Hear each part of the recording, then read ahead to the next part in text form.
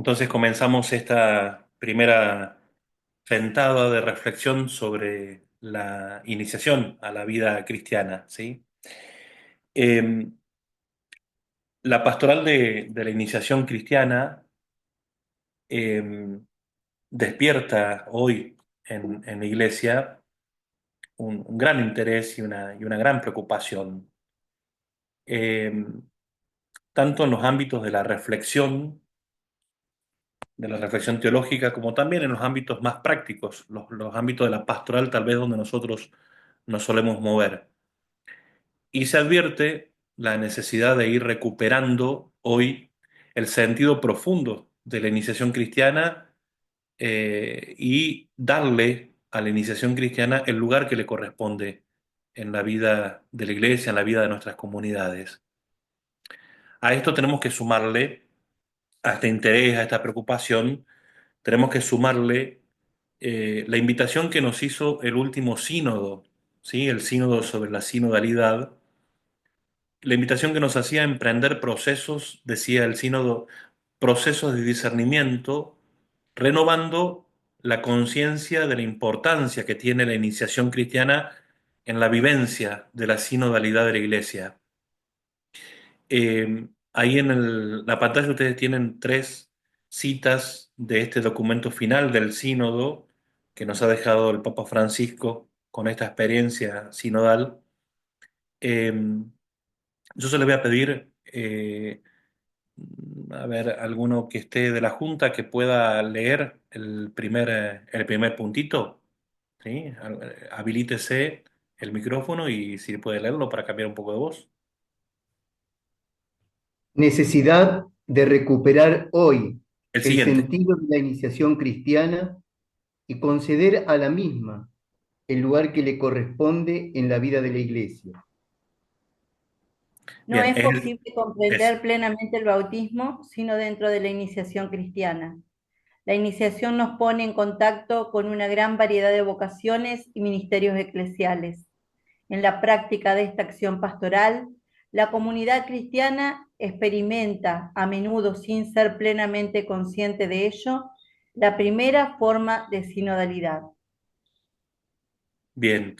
Entonces, lo primero que nos dice el sínodo sobre la sinodalidad es que es justamente comprender plenamente el bautismo lo que permite tener una experiencia verdadera de sinodalidad, ¿sí? Y ubicar el bautismo dentro de la iniciación cristiana, no como un sacramento aislado, sino como un sacramento que nos mete en el dinamismo propio de la vida cristiana y por lo tanto de la vida como miembros de una iglesia sinodal, ¿no? Redescubrir la importancia del bautismo, la dignidad del bautismo que nos hace a todos los cristianos que pasamos por el bautismo, nos da la misma dignidad, ¿sí? Y esto es importante para comprender más profundamente lo que es la sinodalidad.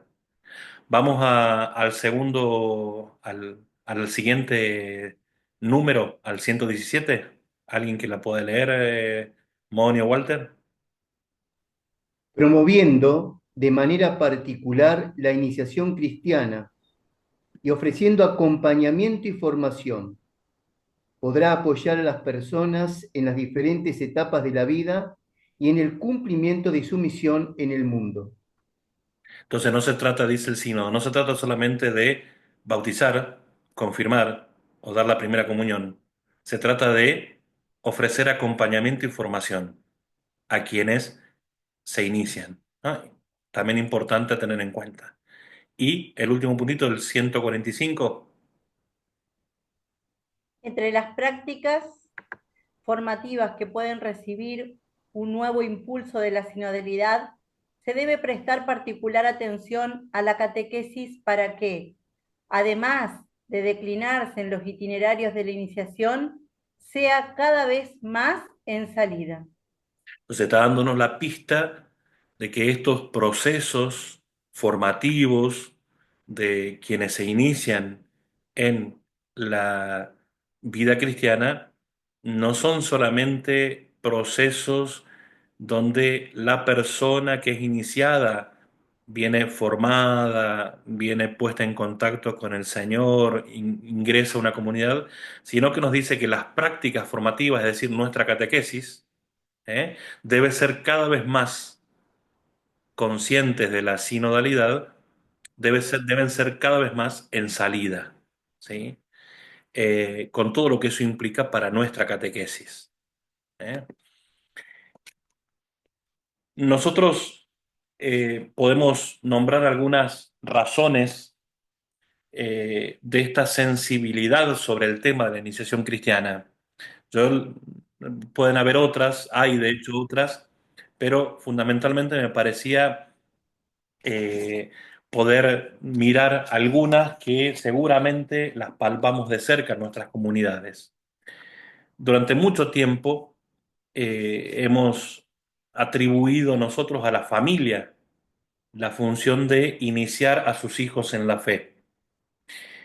Y la Iglesia desde siempre confió a los padres, a los padrinos, la formación de la fe, el aprendizaje de la vida cristiana, conforme a lo que en el bautismo cada uno de ellos se comprometía a hacer. Los padres así explicaban, ayudaban a comprender a sus hijos la fe que habían recibido en el bautismo, y ya que la familia constituía un verdadero ámbito de fe, enseñaban de qué manera privilegiada, practicándola. A su vez, la, la misma sociedad civil, ¿sí? Sociológicamente por mucho tiempo unida a la Iglesia o identificada con la fe católica, también desempeñaba casi de manera espontánea, podríamos decir, la función de un, entre comillas, catecumenado social, que integraba a todos en un mismo horizonte de comprensión y de sentido de la vida, una cosmovisión cristiana de la vida. Bueno, todo esto que estoy describiendo, ustedes me dicen, ¿dónde está? No, es verdad. Esto hoy no es posible encontrarlo así. ¿No? Estoy haciendo una descripción de lo que tal vez por mucho tiempo ha marcado la práctica de la catequesis. Se contaba con todo eso. Bueno, hoy no es posible pensar en una iniciación cristiana realizada de manera espontánea por cada familia. Hoy hay una fuerte secularización, lo sabemos, lo sentimos, lo sufrimos, una secularización que determina, de hecho, en muchos casos, el debilitamiento y hasta el abandono de la fe de muchos. La familia, además, aunque no puede renunciar a su misión de educar en la fe a sus hijos, y no puede renunciar a ser el lugar, en cierto modo, insustituible de catequesis, recibe también ese impacto de la secularización. Y de hecho, raramente la familia hoy constituye un ámbito cristiano capaz de formar a sus hijos en la fe recibida. A ver, esta dificultad que la familia percibe o que la familia manifiesta no nos hace, sin embargo, renunciar al compromiso o hacerles tomar el compromiso inherente al hecho de bautizar a sus hijos. De hecho, en el bautismo seguimos preguntándole a los padres, ¿ustedes se comprometen a educar en la fe a sus hijos? A los padrinos decimos, ¿y ustedes se comprometen a ayudar a los padres en esta tarea? O sea, el compromiso lo seguimos pidiendo como iglesia a los padres y padrinos, pero evidentemente debemos reconocer que ya no se da naturalmente. Podríamos decir hasta con esta crudeza, raramente, excepcionalmente, podemos contar en algunas familias con un ámbito de fe que le ayuda a los niños naturalmente a ir nutriéndose de la fe desde que nacen. ¿No? En esta situación, en esta situación así secularizada, tiene lugar la recepción del bautismo, tiene lugar la práctica de la catequesis, de la comunión, de la confirmación. Sumemos algo más que está manifestado en esa segunda pregunta, ¿no? Que ustedes tienen ahí en la pantalla. Un buen número de bautizados o no están iniciados en la fe y en la vida cristiana, porque nunca tuvieron la oportunidad de una auténtica catequesis ni de un acompañamiento de verdad por parte de la comunidad, o si están iniciados, es decir, si recibieron los sacramentos, tal vez no están evangelizados, porque hay que distinguir. No es lo mismo haber recibido los sacramentos, no es sinónimo hoy entre nosotros, no es sinónimo de estar evangelizados. De hecho, la misma Iglesia, consciente de esto, en el ritual de adultos de iniciación cristiana, plantea una formación específica para aquellos adultos que han sido iniciados, pero no están evangelizados, ¿no? Haciendo esta distinción justamente. Los problemas, haciendo referencia al tercer punto que ustedes tienen en pantalla, los problemas provienen también, lo tenemos que reconocer, de la propia práctica de la catequesis. Es decir, no solamente es atribuible a la sociedad, a la secularización, a la falta de evangelización de los bautizados, como si fuera un problema solo de ellos. También mirándonos como iglesia, debemos reconocer que muchos de esos problemas provienen justamente de las prácticas de la catequesis, en la medida en que estas prácticas eh, no han encontrado la respuesta oportuna, ¿no? Ni llevaron a cambio, ni llevaron a término los cambios que eran necesarios llevar para que el mensaje del Evangelio siga siendo el mismo, pero con un lenguaje nuevo, acomodado a los escenarios nuevos que tenemos y a los interlocutores nuevos que la catequesis tiene. A pesar de que son muchos y muy generosos los proyectos emprendidos, el trabajo apostólico de muchos hermanos y hermanas. Sin embargo, podemos decir, la iniciación cristiana que anhelamos, eh, a veces la sentimos lejos.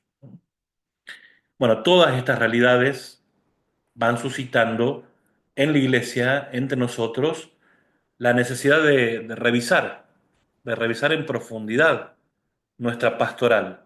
Y específicamente lo decimos aquí, la pastoral de la iniciación cristiana. Y nos ponen también como desafío el hecho de restablecer en toda su originalidad la iniciación cristiana así como la vivió y como la propuso desde los orígenes la misma iglesia. Pero no todo, obviamente, no todo es problema, es dificultad, ¿sí? Hay también eh, en nuestras comunidades un nuevo interés, un vigoroso, podríamos decir, interés por la iniciación cristiana que procede de otros factores, como, bueno, una renovada catequesis que se pregunta en serio a quién tiene al frente, de qué manera hablarle, de qué manera comunicarle el mismo evangelio de siempre.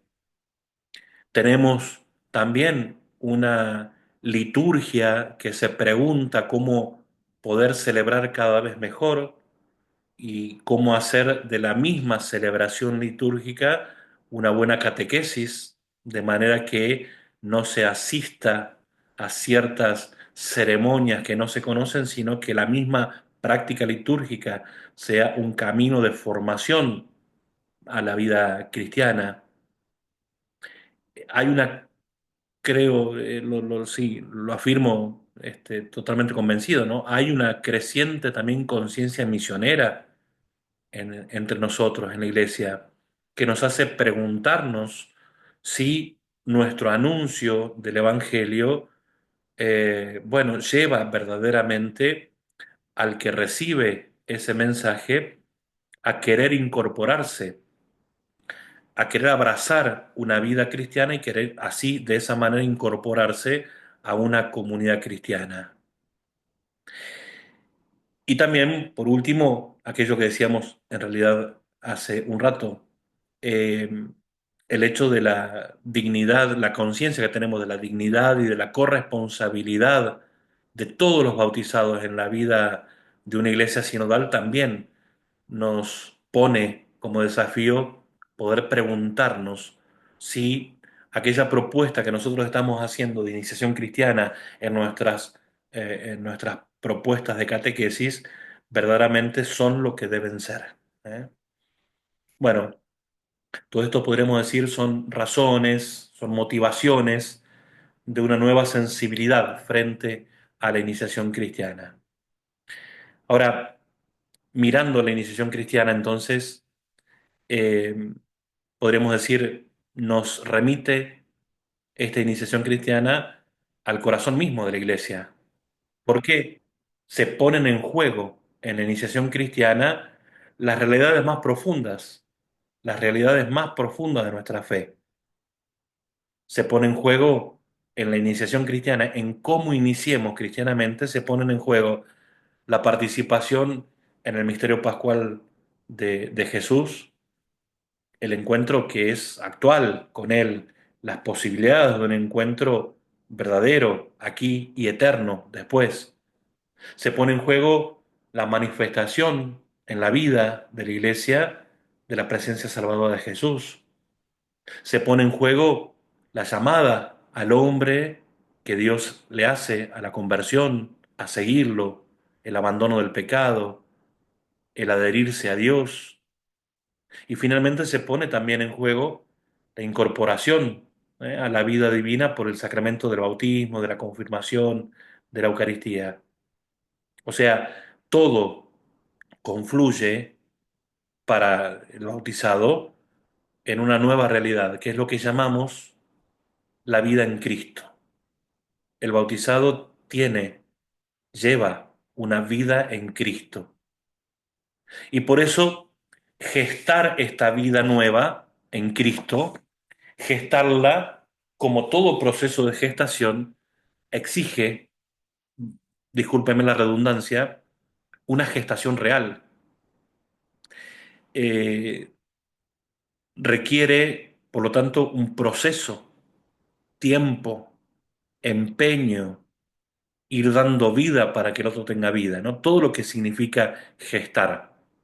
Lo sabrán las madres que están aquí presentes, ¿no? Y por eso en relación con la iniciación cristiana, podemos decir lo que ustedes tienen ahí al finalizar en negrita, ¿no? No es suficiente preguntarse cómo administrar los sacramentos, cómo celebrar los sacramentos de iniciación o cómo prepararse catequéticamente a los sacramentos. Debemos preguntarnos mucho más profundamente, ante todo, cómo impulsar y llevar a buen fin hoy el proceso de incorporación a Cristo y a la Iglesia. ¿Qué debe hacer hoy la comunidad eclesial para generar un cristiano, para configurar y establecer su identidad como tal? Fíjense que la pregunta cambia rotundamente. Me animo a decir, me animo a decir, obviamente con la injusticia de generalizar, ¿no? Pero me animo a decir que casi siempre en nuestros procesos de iniciación, lo que nos preguntamos es qué tenemos que dar para formar a esta persona para recibir tal sacramento. Y no sé si en todas nuestras propuestas de catequesis nos sentamos a rezar y a discernir qué es necesario de nuestra parte para que esta persona que se acerca pidiendo un sacramento haga la experiencia de un proceso que le cambie el corazón y lo incorpore así a Cristo y a la Iglesia. ¿Mm?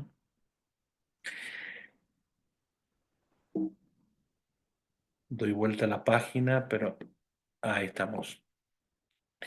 Para esto les voy a proponer, en primer lugar, para seguir profundizando en lo que la iniciación cristiana es, que hagamos una mirada sobre la historia.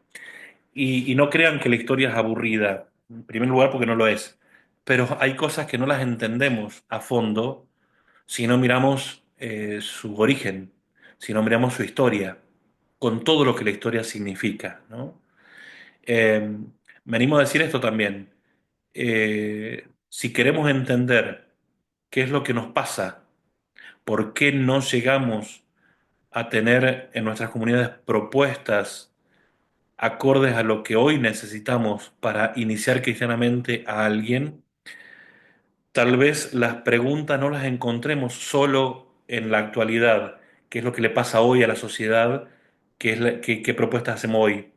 Muchas de las respuestas las vamos a encontrar en la historia de la iniciación cristiana, ¿no? Y por eso es la propuesta, es que, bueno, en esta primera noche nos metamos por la ventana histórica, ¿sí?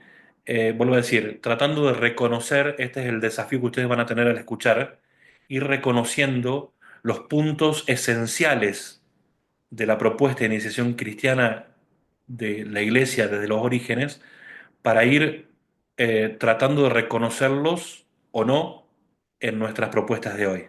¿Sí? Empecemos por lo que es la iniciación cristiana en el Nuevo Testamento.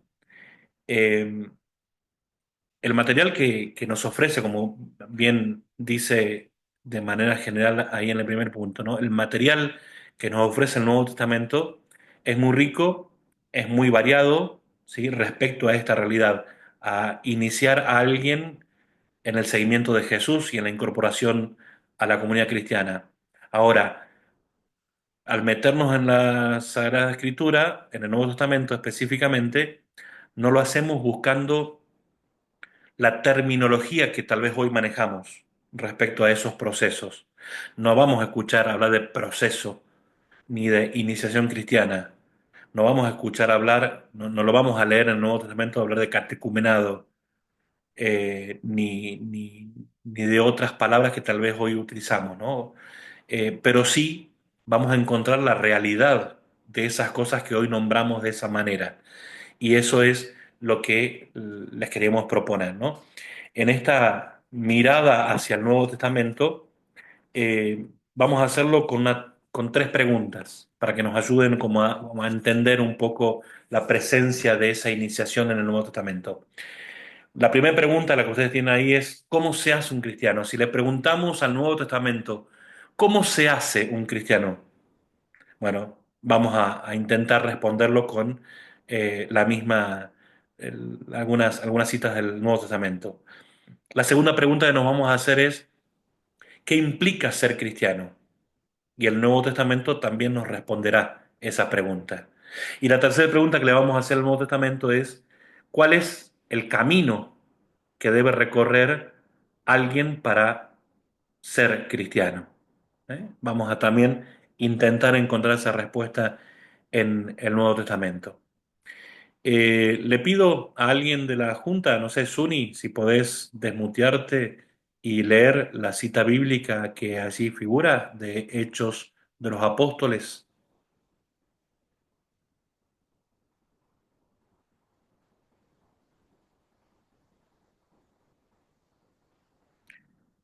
Y si no se puede Hola, desmutear. Ah, sí, sí, te escuchamos.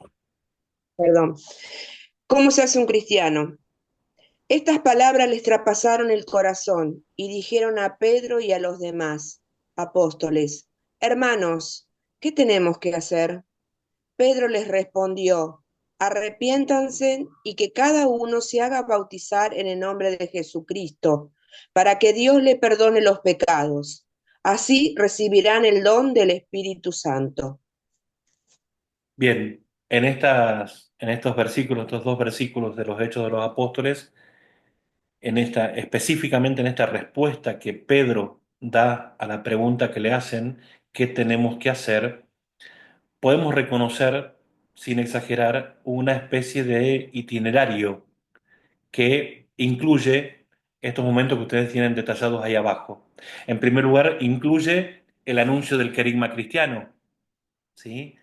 Incluye la acogida favorable por la fe que nace de la escucha de la palabra y que les convierte el corazón. Y también incluye este itinerario algunas acciones simbólicas, que en este caso de la cita bíblica es el bautismo. ¿Sí? Este itinerario también va a aparecer con claridad en otros textos, ¿sí? del Nuevo Testamento. Por ejemplo, lo tenemos en Efesios, en la carta a los Efesios, en el capítulo 1, a partir del versículo 13, tenemos también, por ejemplo, estas palabras.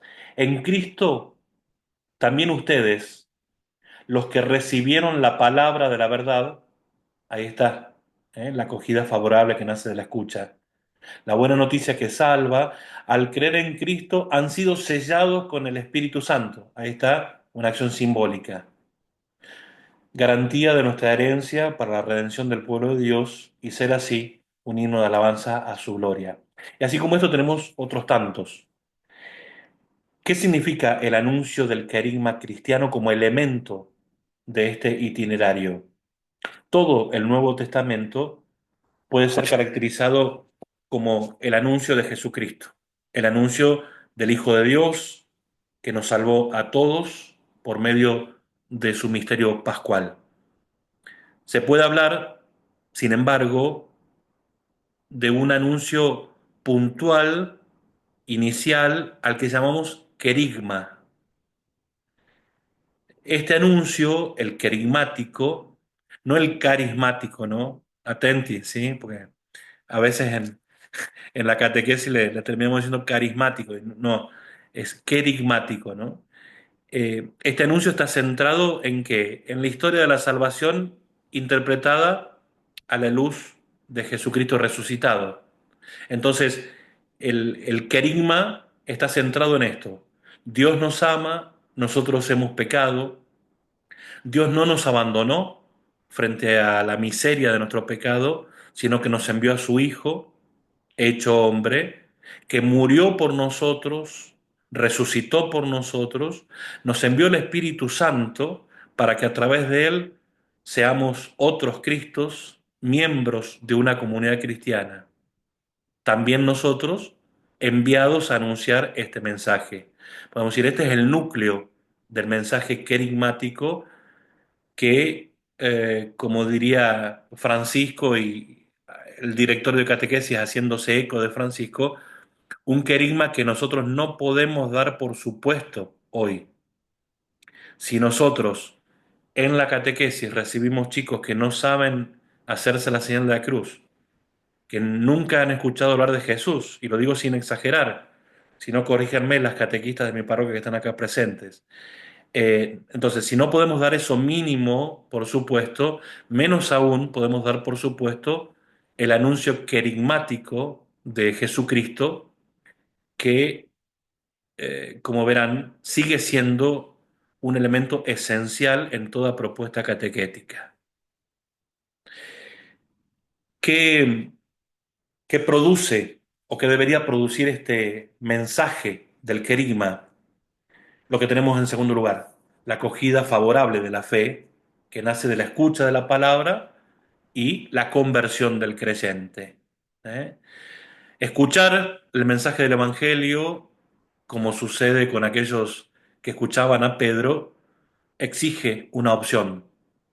La persona acepta el mensaje de la salvación y se adhiere profundamente a Jesús para seguirlo a lo largo de toda la vida.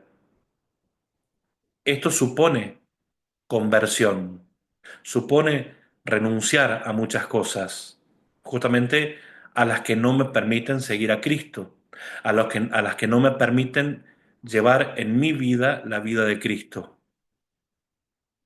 Esta acogida inicial de la palabra, que en primer lugar no es,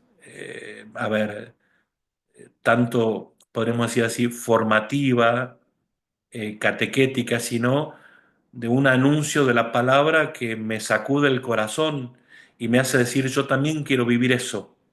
¿Mm? Este anuncio conmueve el corazón y en una respuesta de fe, el que aspira a ser cristiano, eh, eso se enfrenta a una opción, porque la vida cristiana es una opción. ¿Mm? Esto es lo que llamamos la metanoia, la conversión, implícita también, o al menos debería estar implícita en nuestros procesos de catequesis, ¿sí? Buscar que el corazón se convierta a Cristo. y por lo tanto que la vida misma de aquel que está siendo formado como una persona cristiana o para ser cristiano vaya experimentando también la rudeza, eh, la gravedad que implica llevar la vida de Cristo en uno. Y por eso es que en muchos lugares, gracias a Dios, se fue tomando conciencia y la catequesis de adultos, por ejemplo, se va haciendo en un marco de acompañamiento y de cierta exigencia de la vida cristiana, ¿no? Si querés seguir a Cristo, no podés vivir de cualquier manera. ¿Mm?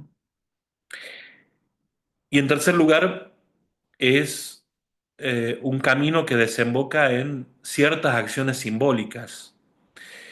El bautismo, ¿sí? Volviendo al ejemplo de los Hechos de los Apóstoles, tenía en ese momento, cuando se escribe los Hechos de los Apóstoles, recordemos que lo escribe San Lucas, que no ha sido un discípulo de Jesús, sino discípulo de uno de los apóstoles.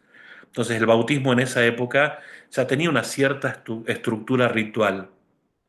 La confesión de la fe, la inmersión en el agua, la imposición de las manos. Y esto se manifiesta también en otros momentos de los Hechos de los Apóstoles. ¿Se acuerdan seguramente todos de Felipe con el anuncio del querigma al etíope? Y el etíope, una vez recibido el anuncio y optando por la vida cristiana, le dice, acá hay agua que me impide ser bautizado. De esta manera podremos decir, así se hace un cristiano según los testimonios que tenemos en el Nuevo Testamento. La segunda pregunta que nos hacíamos era, ¿qué implica ser cristiano? Y en ese sentido, eh, las reflexiones que tal vez hasta ahora las centramos sobre el itinerario para llegar a ser cristianos, más bien ahora la tenemos que poner a esta atención en qué significa en la vida concreta de quien es iniciado abrazar esta vida de cristiano, ¿no? ¿Qué implica en la vida concreta de esta persona el hecho de ser cristiano? En el caso del cristiano, el punto de llegada es conformar la propia vida a la vida de Jesucristo. Es decir, lo que algunos padres de la iglesia ya en los primeros siglos llamaban la cristificación de la propia vida. Hacernos otros Cristos, tal vez suene más a lo que podamos haber escuchado también nosotros, ¿no? Es decir, permitirle al Espíritu Santo realizar en lo íntimo de nuestro corazón lo mismo que realizaba en Jesús y de esta manera configurar nuestros sentimientos, nuestras opciones, nuestras opciones, nuestras palabras, nuestros gestos, con aquello mismo que vivía Jesús. ¿Mm? Si hay alguien de la Junta que quiera, o de cualquiera, el que quiera desmutearse y leer este texto de Romanos, se lo agradecería. ¿Puedo? ¿Sí? ¿Ignoran acaso que todos nosotros, a quienes el bautismo ha vinculado a Cristo, hemos sido vinculados a su muerte? En efecto, por el bautismo hemos sido vinculados a su muerte, para que así como Cristo fue resucitado de entre los muertos por el poder del Padre, así también nosotros llevemos una vida nueva. Porque si hemos sido injertados en Cristo a través de una muerte semejante a la suya, también compartiremos su resurrección. Sepan que nuestra antigua condición pecadora quedó clavada en la cruz con Cristo, para que, una vez destruido este cuerpo marcado por el pecado, no sirvamos ya más al pecado, porque cuando uno muere, queda libre del pecado. Por tanto, si hemos muerto con Cristo, confiemos en que también viviremos con Él. El anuncio del carisma cristiano. Bien. Eh, siguiendo esta, recuerdan, es la carta de Pablo que se lee todos los años en la vigilia pascual, ¿no? Es el modo en que la liturgia nos recuerda qué significa para nosotros ser cristiano. Eh, y podríamos decirlo con estas dos frases que tenemos abajo para sintetizarlo. Significa ingresar a una vida nueva y significa ser incorporados al cuerpo de la iglesia. ¿Sí? Y por último, le preguntamos al Nuevo Testamento cuál es el camino que debe recorrer el cristiano.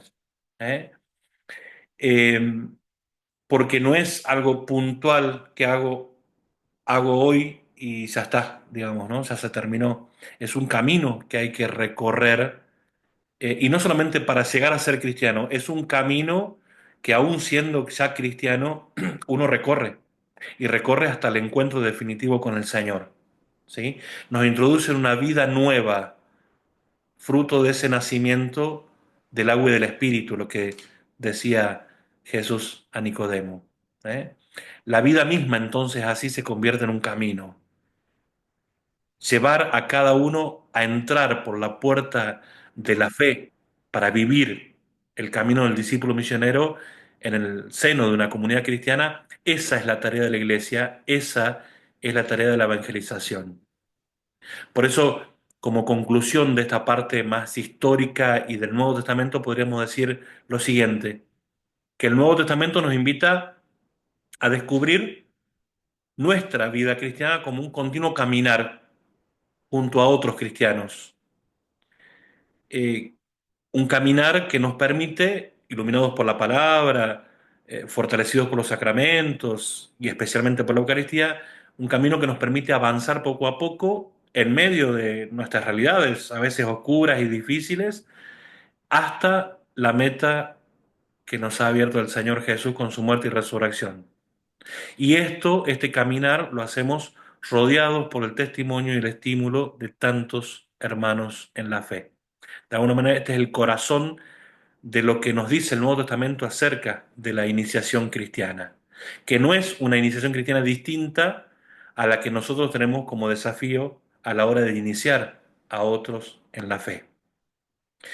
Pero ahora metiéndonos en la historia ya no bíblica, sino en la historia de la iglesia, y acá voy a acelerar porque veo el tiempo y aunque van a recibir este material, ¿sí? Ya los miembros de la Junta le van a hacer llegar este material escrito. Sin embargo, bueno, acelero un poquito para entender algunas cosas de la historia, aunque sea que nos sirvan para hoy. Históricamente, esta iniciación cristiana ha tenido su modo, su camino, su itinerario formativo en lo que llamamos catecumenado, ¿sí?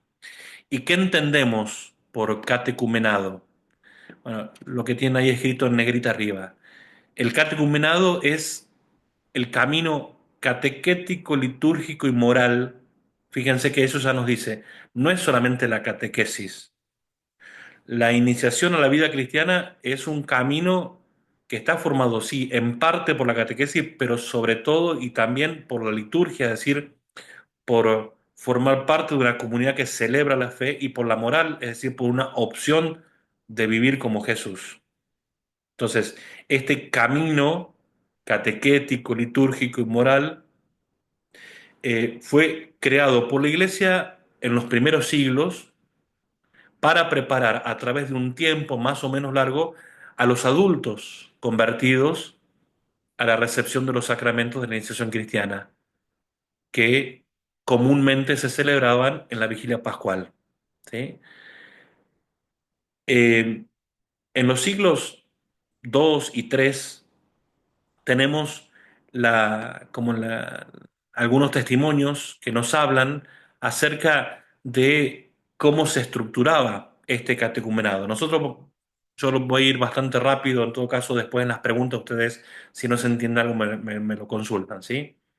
¿Cómo era la estructura de este catecumenado para adultos? ¿Y por qué hablamos de adultos? Porque en el primer tiempo de la iglesia, los que se convertían y pedían el bautismo eran los adultos, ¿sí? Después, con el tiempo, ya lo vamos a ver, se incorpora la figura del recién nacido, ¿sí? Pero en primera instancia no. En primera instancia, la realidad de la persona que se hacía cristiano era un adulto, ¿sí? Entonces, la estructura tiene que ver con esto. Había un ingreso formal, ritual, para el catecumenado. Se hacía una presentación a la comunidad de los catecúmenos y una admisión, un rito de admisión, es decir, la comunidad los admitía a este proceso con el compromiso que eso implica para la comunidad. Le seguía a esto un tiempo de catecumenado propiamente dicho, es decir, lo que nosotros hoy llamaríamos la catequesis, ¿eh? Pero no es una catequesis de ver temas acerca de la vida de Jesús, de la iglesia, ¿no? La catequesis era el conjunto de experiencias que la comunidad le iba transmitiendo al catecúmeno, eh, y por eso no eran solamente encuentros formativos, sino sobre todo experiencias compartidas, eh, inmersos en la oración, acompañado por ciertos gestos como la imposición de manos. Y atente aquí, fíjense quiénes hacían la imposición de manos. Lo hacían los catequistas, ¿eh? Porque la conciencia de poseer el Espíritu Santo por el bautismo era muy clara. Le seguía a este tiempo prolongado de catecumenado la preparación más próxima a la hora de recibir los sacramentos, y así los catecúmenos empezaban a participar de la liturgia de la palabra, y se retiraban, en el momento antes de la ofrenda, se retiraban de la asamblea. eh, en el catecumenado reciben ellos distintos momentos, imposiciones de las manos para exorcizarlos, es decir, para pedir la fuerza del Espíritu para su lucha contra el mal. Después propiamente se da lo que llamamos la iniciación sacramental, propiamente dicha, y dentro de la vigilia pascual, en una significativa unidad ritual, ¿sí? Y esto es importante subrayarlo, mientras los catecúmenos, que ahora ya tienen el nombre de elegidos, se preparan para el rito. Ustedes imagínense una vigilia pascual, yo no sé si era parecida a la que hoy tenemos como vigilia pascual, pero imagínense una ceremonia larga, en la noche, con el obispo, con todos los cristianos ¿no? Del lugar, etcétera. Bueno, mientras los elegidos se preparaban para el rito propiamente del bautismo, despojándose de sus vestidos para poder entrar a la piscina, el obispo, mientras tanto, consagraba los óleos, lo que hoy tenemos como misa crismal. Cada candidato después, en medio de la comunidad, lo que hacía era renunciar a Satanás, a sus obras, y era ungido, ¿sí? Era ungido en primer lugar con lo que hoy llamamos el aceite de los catecúmenos, el óleo de los catecúmenos. Eh, Después sigue el bautismo, y el bautismo era por medio de tres inmersiones en el agua, ¿sí? Meterse en el agua, representando sacramentalmente la participación de este nuevo cristiano en la muerte y resurrección de Jesús, ¿no? Eh, Después venía la unción con el óleo de acción de gracias, que es lo que nosotros hoy llamamos crisma. Después, los que recién habían sido bautizados, ahora ya vestidos de blanco, ¿sí? Vestidura blanca, por si les suena, se presentaban, ahora sí ya bañados en el bautismo, se presentaban ante la comunidad cristiana para participar de la Eucaristía por primera vez con ellos, y el obispo les imponía la mano, otro signo importante, les imponía la mano y acompañaba este gesto con una oración pidiendo sobre el bautizado que Dios le envíe la plenitud del Espíritu Santo, y ahí lo ungía con el crisma. Fíjense que es lo que nosotros hoy tenemos como confirmación, ¿sí? Es decir, hay una unidad en una misma celebración, sean todos estos signos, ¿no? Casi como si se tratara de un único sacramento, el sacramento pascual, podríamos llamarle. Pero la cosa no terminaba acá. El catecumenado en los primeros siglos continuaba después de la celebración con lo que se llamó la catequesis mistagógica, es decir, los que ya habían sido iniciados, ahora ya plenamente cristianos, se seguían reuniendo domingo tras domingo con el obispo para que él catequéticamente les explicara lo que había sucedido en la vigilia pascual. Y así tenemos las catequesis de los primeros siglos, donde los obispos decían, ¿se acuerdan cuando fueron 3 veces metidos en el agua adentro? Bueno, eso significa que fueron sepultados con Cristo. ¿Recuerdan cuando surgieron del agua 3 veces? Bueno, eso significa que han sido resucitados, y así con cada uno de los gestos el obispo iba completando, por así decir, la formación de estos nuevos cristianos. A partir del siglo cuarto y quinto, yo sé que voy veloz, pero no me queda otra, perdonen. Se da una característica, que hay conversiones masivas, eh, por una razón también de la sociedad, digamos, ¿no? En estos siglos es cuando la iglesia se empieza a identificar con el imperio, ¿no? Entonces se dan conversiones masivas. eh, Con lo que también trae de malo, ¿no? Que muchas veces la motivación a ser cristiano era más interesada no en el Evangelio, sino en una cuestión social, ¿sí?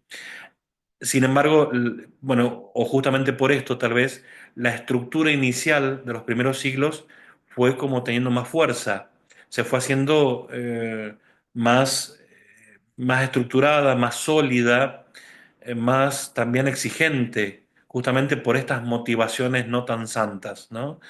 Y esto es lo que se llama la época de oro del catecumenado. ¿Dónde se centraba la atención en este tiempo en el catecumenado? En la unidad del rito de la iniciación cristiana, ¿eh? En esto que detallaba anteriormente con el tema de la vigilia pascual, ¿sí? Eh, Desintegrar esa unidad primitiva sería, y esta es la experiencia que todos tenían, ¿no? Y por eso la defendían, sería como arrancar el sacramento de la confirmación de su contexto vital, de aquello que le da vida y sentido, que es el bautismo, ¿eh? Y así, al aislarlo indebidamente al rito de la confirmación, al sacarlo de la vigilia pascual por motivos que ahora no voy a entrar, digamos, ¿no? Pero eran cuestiones geográficas, el obispo no podía estar en todas partes al mismo tiempo. Recordemos que en ese momento no contábamos con auto ni con medios de transporte que nos permitan llegar rápido, ¿no? Entonces, al separar la confirmación de lo que era la iniciación cristiana, bueno, se corría el peligro justamente esto, de terminar falseando la verdad misma del sacramento, ¿sí? A finales de esta época, ¿sí? Finales del siglo V, la iniciación cristiana empieza a presentar entonces, a raíz de todo esto, muchos aspectos negativos, como que, bueno, muchos catecumenados empiezan a reducir, es decir, los catecúmenos a retrasar la recepción de los sacramentos, ¿sí? Eh, en una época donde no existía todavía la penitencia, la reconciliación, la confesión, el bautismo era el único momento de perdón de los pecados. Entonces, es decir, como no había un verdadero deseo del Evangelio, no había una verdadera conversión, bueno, se pateaba para adelante el bautismo, cosa que el bautismo, tirarlo lo más posible cerca a la muerte, cosa de no tener tanto problema, digamos, ¿no? Con el tema de la conversión. Esto fue haciendo que el catecumenado empiece a reducirse en términos de proceso, ¿no? De tiempo, de duración. Otra consecuencia negativa fue eso, que lo que hoy llamamos la confirmación, este gesto que hacía el obispo, en primer lugar en la vigilia pascual, se va separando de los ritos posbautismales. Y cada vez más se insiste en que esa confirmación, ese signo sacramental, lo realizaba solamente el obispo. Entonces, al haberse multiplicado las comunidades cristianas, el obispo ya no da abasto. Entonces, la confirmación es cada vez que el obispo pase, ¿sí? Como hasta no hace mucho, tal vez, en muchos de nuestros pueblos, que se amontonaban años de chicos no confirmados, y cuando pasaba el obispo los confirmaba a todos, ¿eh? Después tenemos un periodo largo, ¿sí? Donde ahí sí empieza a haber más número de niños que la familia pide que sean bautizados, ¿sí? Y los bautismos de adultos empiezan a disminuir. Sucede normalmente, digamos, ¿no? Es la característica propia de la cristiandad. Es decir, ya se empieza a nacer en un ámbito cristiano y por lo tanto el interés es que el bebé recién nacido ya sea bautizado, ¿no? Y por lo tanto, poco a poco, ¿qué pasa con el catecumenado? Desaparece, ¿sí? Desaparece. Eh, y lo mismo, bueno, con todos los elementos que le son propios al catecumenado, ¿no? Y que antes enriquecían tanto la conversión del corazón, ¿eh? Y así, el elemento propiamente catequístico de la iniciación cristiana va a quedar anulado. Va a quedar anulado porque desaparece el catecumenado y se le empieza a confiar a cada familia cristiana. Bueno, yo te lo bautizo, pero te encargamos de educarlo en la fe, ¿no? Eso que era posible, lo que describimos al inicio, en un tiempo, bueno, poco a poco va a, también a dejar de ser así. Como consecuencia sacramental, sumémosle a esto el latín, que la mayoría no entendía, que la mayoría ignoraba. Todo eso hace que las experiencias sacramentales vayan siendo cada día más ritualistas, casi mágicas, ¿eh? Esto es lo que les decía, propiamente marca esta mentalidad de cristiandad. ¿Cuándo empieza a despertar inquietud todo esto y cuándo empieza la iglesia a despabilarse de esto? Podemos ir desde fines del siglo XIX y sobre todo en el inicio del siglo XX. Ahí la inquietud por responder a conversiones de adultos va a llevar a la Iglesia a tener una mayor reflexión sobre la iniciación cristiana, ¿no? Al volver muchos adultos a pedir ser incorporados a la Iglesia va a decir, bueno, pero no podemos bautizarlo como si fueran niños, es necesario volver, y eso es lo que hace el Concilio Vaticano II, volver a la práctica del catecumenado de adultos y de la iniciación cristiana de adultos, ¿sí? Esto lo encontramos explícitamente dicho en el Concilio Vaticano II, especialmente en la Sacrosanctum Concilium, que es la constitución que nos habla sobre la liturgia, y en el documento Ad Gentes, que es dedicado a hablar sobre la misión Ad Gentes, ¿sí? En el Sacrosanto Concilium lo que hace el concilio es pedir que se restaure el catecumenado de adultos e indica para eso algunos criterios para la reforma, ¿sí? Acordémonos que el Concilio Vaticano II es el que pide la reforma de todos los rituales, ¿no? Que es lo que se va a hacer en los años siguientes al Concilio Vaticano II. La, el documento Achente lo que hace es precisar y definir qué se entiende por un auténtico proceso catecumenal, especialmente en el ámbito de la misión. Tenemos en el año 71 el primer directorio general de la pastoral catequética, así se llamó, donde nos hablaba explícitamente de la necesidad del catecumenado de los adultos. El catecismo, más cercano a nosotros, también hace una descripción precisa de lo que es la iniciación cristiana y Aparecida, más aún cercano en el tiempo y también en la geografía, nos empuja, ¿sí?, a desarrollar en las comunidades un proceso de iniciación cristiana. Bueno, todo esto hace que para nosotros, catequistas, ministros, servidores de las comunidades, empezar a mirar en serio y a conocer lo que es la iniciación cristiana, cómo lo ha vivido la Iglesia, cuáles han sido los elementos esenciales de esa propuesta de iniciación cristiana, porque la respuesta que hoy tenemos que dar a quienes buscan ser cristianos y a formar parte de nuestra comunidad a través del bautismo, la Eucaristía, la confirmación, requiere de nosotros estar preparados y no hacer las cosas porque venimos haciéndolas así, porque estamos acostumbrados a hacerlas así, sino a buscar los mejores caminos para que ese proceso lleve verdaderamente a donde tiene que llevar, que es abrazar la fe, a convertir el corazón, a incorporarse a una comunidad y a llevar en la vida cotidiana de cada uno la vida de Cristo. ¿Sí? Por eso, como conclusión de todas estas cosas dichas ahora último de manera agitada, podríamos decir esto. En primer lugar, eh, el Nuevo Testamento, eh, decíamos, no encontramos una terminología de la iniciación, pero sí encontramos algunos datos significativos que hemos enunciado, de los cuales se puede deducir una cierta conexión y praxis elemental de iniciación cristiana y que se expresa sobre todo en el modo en el cual viene acogido aquel que pretende formar parte de la comunidad de los discípulos de Jesús. Más adelante, en los padres de la iglesia, de los primeros siglos, la terminología y el concepto y la praxis de la iniciación sí se va estructurando de manera mejor y se va aplicando un proceso por el cual se le ayuda a todo hombre y mujer que quiere ser cristiano a insertarse en la vida de Jesús y en la vida de la iglesia a través de los ritos sacramentales.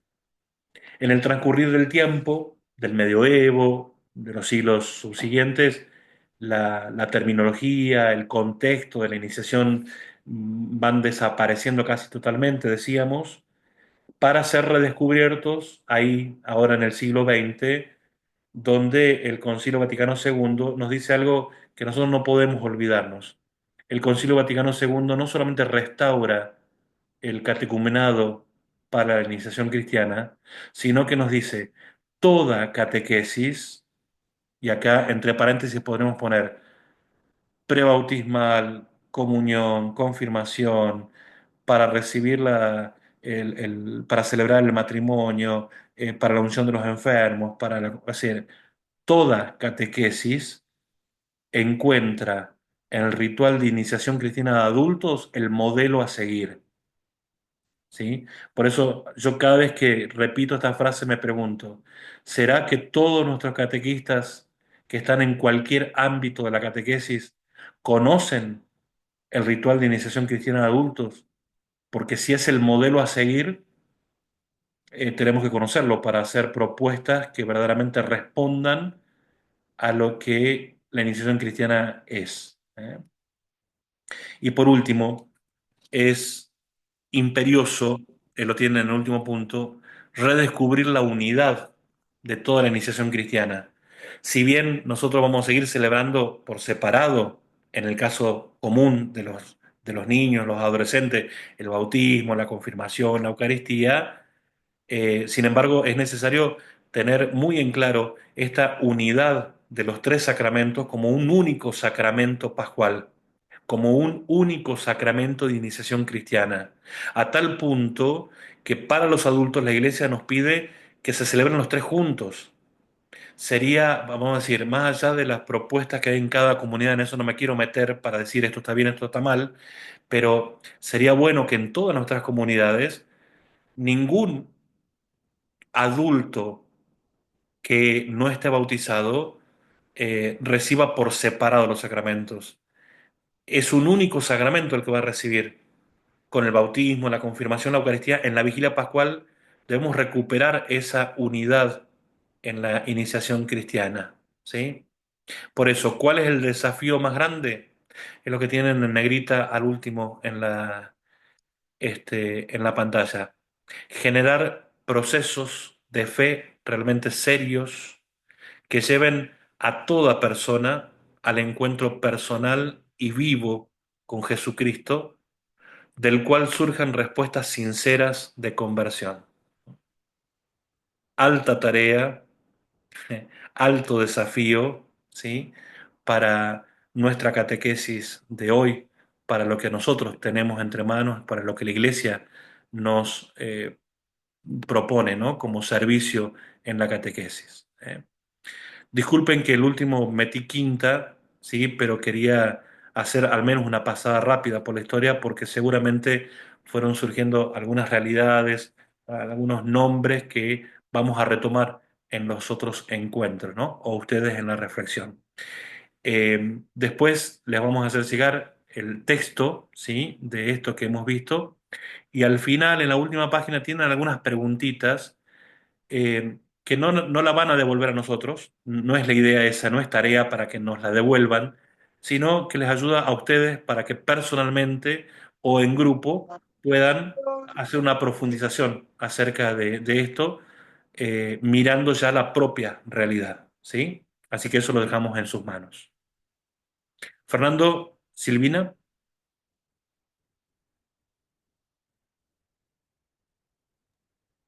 Bueno, padre, primero muchísimas gracias por la verdad que fue muy claro, fue muy rico también esto, está como para volver a ver. De paso recordamos que va a quedar grabado. Y invitamos, como venimos invitando en el chat también a todos los que están participando, los que estamos participando, si quieren hacer una preguntita, nos tomamos un ratito, padre, para hacer un intercambio si hay preguntas. Así que invitamos a todos, a todas, que estén conectados, quieran hacer alguna pregunta o alguna valoración sobre lo que acabamos de escuchar. Bueno, lo hacemos en este ratito. Compartir.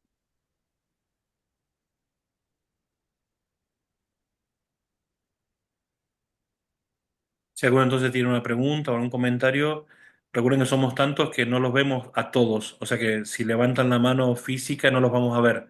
Levantan la mano virtual ahí abajo o bien abren el micrófono y preguntan.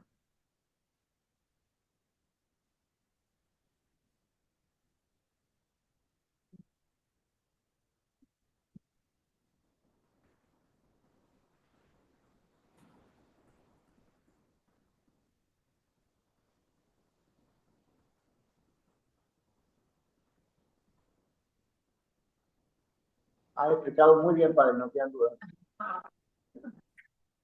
Esa es la duda que siempre queda, ¿viste? Cuando no hay preguntas, decir, o no entendieron nada, o no supe explicar absolutamente nada, o más o menos. O estamos muy apurados también.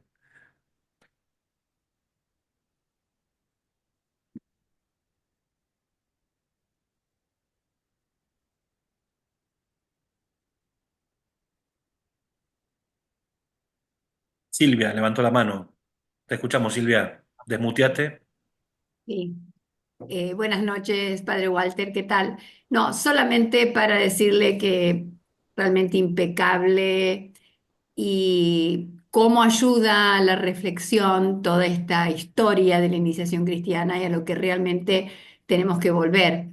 Yo soy catequista de catecumenado y entonces es cierto lo que usted dice, ¿no? Uno está más cerca, aunque nos falta mucho, de esta integración y de este realmente el desafío de que esta persona joven o adulta se encuentre realmente con el Señor, ¿no? Así que en lo personal agradecerle muchísimo y aunque puso quinta, realmente muy claro. Muchísimas gracias. Bueno, gracias a vos. Y por otro lado, también rescatar esto de la posibilidad de tener una formación como esta de forma virtual, porque veo que hay gente de toda la diócesis, o representantes de los diferentes decanatos por lo menos, y tenemos la posibilidad de escuchar esto que por ahí, bueno, primero que es tan importante que por ahí a lo mejor no tenemos acceso de otra manera. Tener la posibilidad de intercambiar, de escuchar, de recibir un material, de poder leerlo y profundizarlo, me parece que es muy rico, que lo estamos haciendo juntos.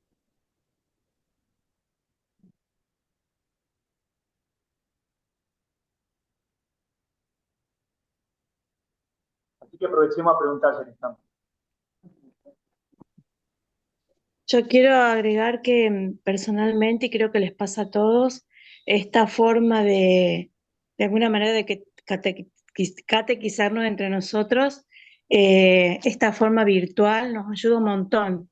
Yo soy de frontera, un poco más lejos, así que nos conocemos y aparte todo lo que se aprende, personalmente agradecida y voy a seguir participando porque me ayuda un montón y también esto de que es tan fácil la forma de explicar que nosotros podemos pasárselo a las otras catequistas que no pueden hacer el encuentro virtual. Así que muy rico y muchas gracias. Dios los bendiga por esta tarea. Gracias, Leonor. Belén, levantaste la mano. Sí, muchísimas gracias. Muy claro todo, padre. Y quiero rescatar la necesidad de salirse, de no hacer siempre las cosas como las venimos haciendo porque siempre se hicieron así. que es muy importante adaptarnos a las realidades que tenemos en nuestras comunidades, que bueno, usted lo mencionó y lo conoce perfecto, pero bueno, eso me parece súper valioso que se esté volviendo a pensar en esta situación de no hacerlo siempre así, ¿no? De que nos adaptemos a las realidades y que esto que usted dijo, yo hace muchos años que lo vengo sintiendo, de transmitir el amor a Jesús a la gente que se acerca a buscar la catequesis, más que el conocimiento concreto. No digo que no haya que hacerlo, pero sí, o sea, las tres integraciones, la catequesis, la liturgia y la moral. Así que bueno, nada, quería rescatar eso que es súper importante. Gracias. Gracias a vos.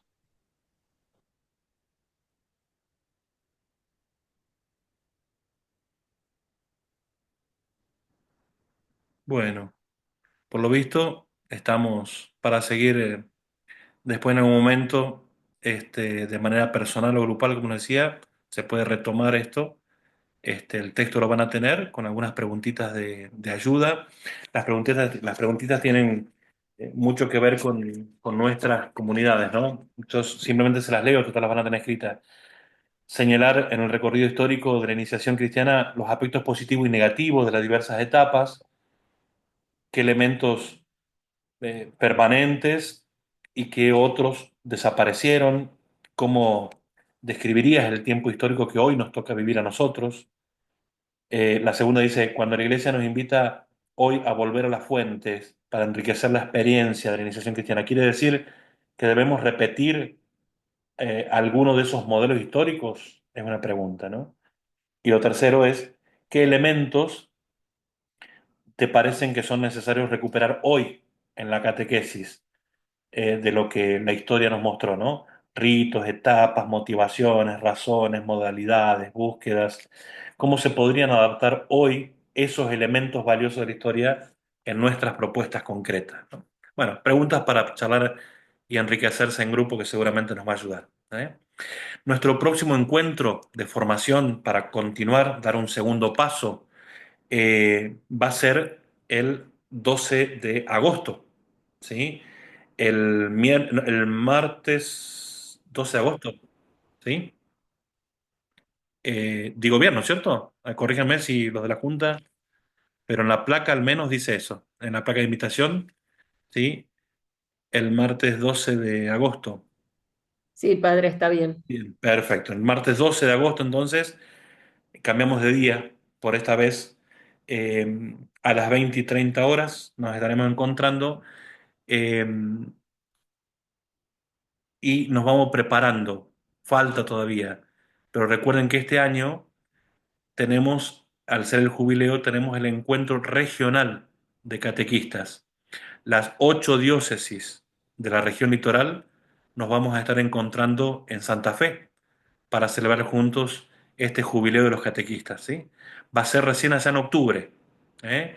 Va a ser a fines de octubre, ya le vamos a hacer llegar una invitación, ¿eh? Pero bueno, por lo pronto ahí ya tenemos la fecha para, o al menos la época del año y saber que se va a tratar de viajar, ¿sí? Así que bueno, con esto queríamos cerrar, ¿eh? Invitándolos a profundizar, a invitar a otros a realizar este camino también de formación, a poder compartirlo y cualquier duda que surja después, a lo mejor mañana, pasado, se nos prende la lamparita de alguna pregunta, no duden en escribirnos, en mandarnos un WhatsApp, o en el canal de YouTube, hacer algún comentario al video para que podamos seguir en diálogo. ¿Les parece? Muy bien, le damos gracias a Dios por este rato compartido. La próxima vamos a intentar que sea más breve. Este recorrido histórico fue largo, pero nos parecía necesario, ¿no? Fernando, ¿querés regalarnos la bendición desde allá? Fernando es diácono permanente de Tostado, así que le vamos a pedir a él que nos regale la bendición a todos. Bueno, con mucho gusto y bueno, otra vez volver a agradecer la presentación de todo el equipo, digamos, de la Junta y bueno, tu predisposición para ayudarnos a seguir creciendo. El Señor esté con ustedes, Y con tu espíritu. que la bendición de Dios Todopoderoso, que es Padre, Hijo y Espíritu Santo, descienda sobre cada uno, sobre nuestra labor de catequista y permanezca para siempre. Amén. Amén. Bueno, muchas gracias a todos por la participación y el aguante. Nos vemos, Dios mediante, cuando Él nos cruce en el camino. Adiós. Gracias. Gracias.